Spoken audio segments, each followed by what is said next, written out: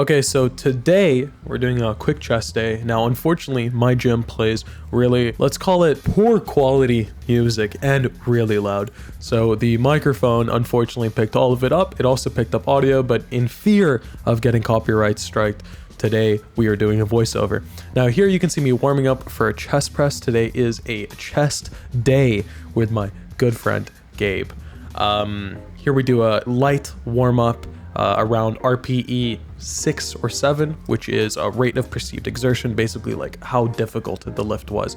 I think here is Gabe's first set, making sure to focus on the lat activation, keeping those arms a little lower, not completely straight. Here you can see him reach absolute failure, just as he was instructed. Like a good man he is. The DAP is obligatory.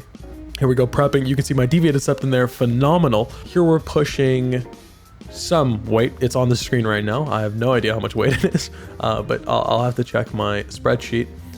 Reaching absolute failure again, activating a little bit of those front delts just to finish that rep, but that's okay, as today is not only chest day, but it is also front delt day 2. My current split is on the screen right now.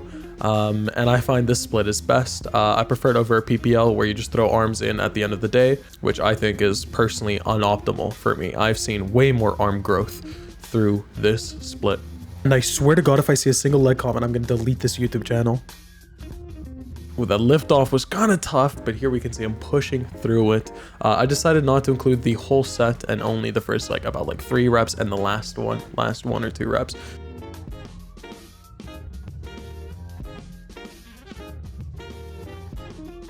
So you can see we're reaching absolute failure there. I think Gabe gave up a little too easily in that one, but he's saving up energy for the dumbbell chest press, our personal favorite. Weight's moving pretty quick here. I put my hands a little closer to the middle, really bringing those hands together at the end of the press. This is a convergent chest press machine, which is the ones I highly recommend, going from a wide grip to a middle grip.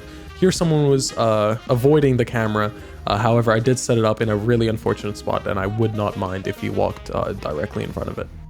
Here we have Henry coming up and talking to the homies. I personally like talking to people. I think the gym is 60% yap, 40% work. Another DAP, mandatorily, telling Gabe to do a set there. And he Ultra Instinct catches my ass slap. Look at that. Look at how stretched those pecs are at the bottom of that movement. That's really what we want to see. Here we have an assisted rep. Personally, I don't like having people do assisted reps for me, just because it's harder to write down that it is an assisted rep, because I do love tracking every single lift I do to track my progress and to make sure I'm lifting as optimally as possible. Here we have psyching myself in. That weight is moving a little heavy, and I think that's me complaining about how slow it is moving. Maybe today wasn't the day. But here I am asking for an assisted rep, ironically, just to really get that ego lift at the end of the day. I think that was my 8th rep, and it was like 3/4 of the way there. I really just needed that final push.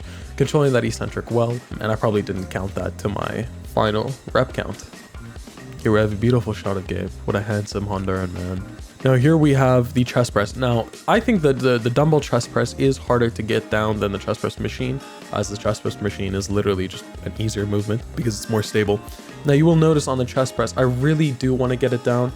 Maybe for the last set, which I think I did 70 pounds for 8. I think there you can excuse the lack of range of motion really at the bottom.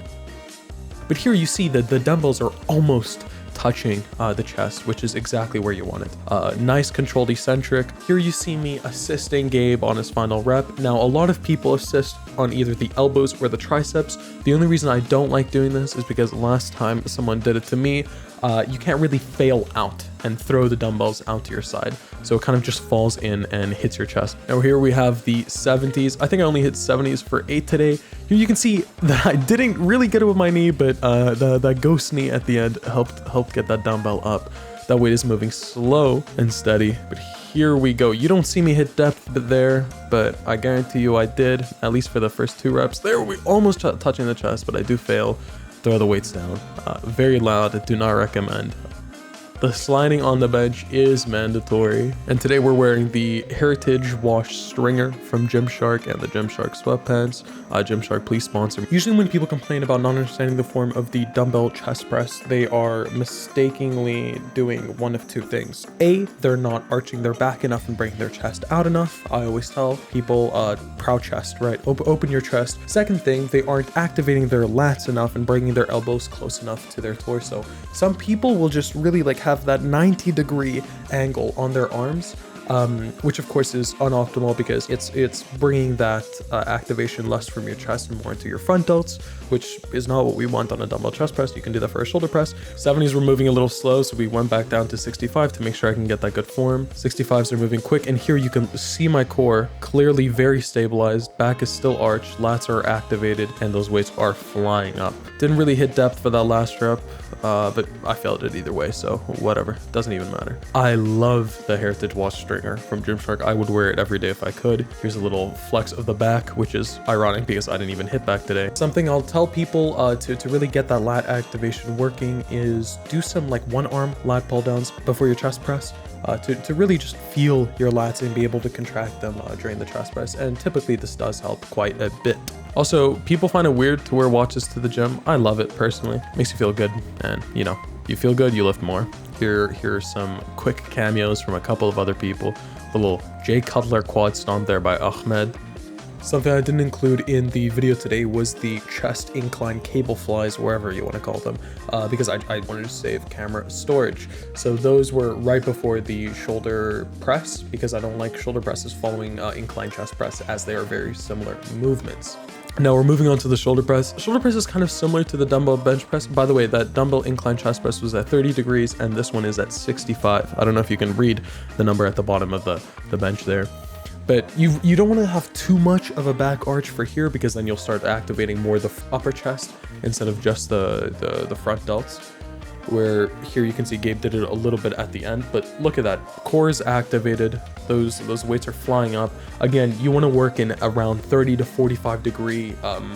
You want your elbows to be 30 to 45 degrees in, so you really hit that scapular plane, getting optimal front delt activation.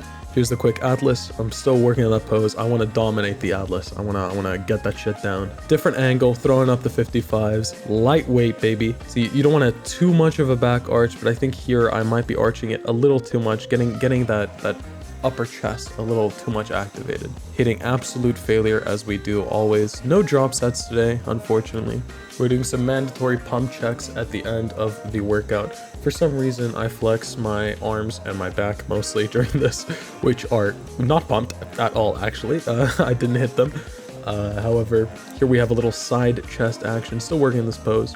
And here we have a little side delt action, which also was not hit today. Another double bis, beautiful pose, but I don't know why I'm doing it. Zero bicep pump. Here, I think I work through each pose and explain what they are. I think that's the Apollo, the Archer. Again, back poses with no back pump. Side chest, one of my personal favorites, especially when you get that lateral delta activation. That's Henry pointing that out.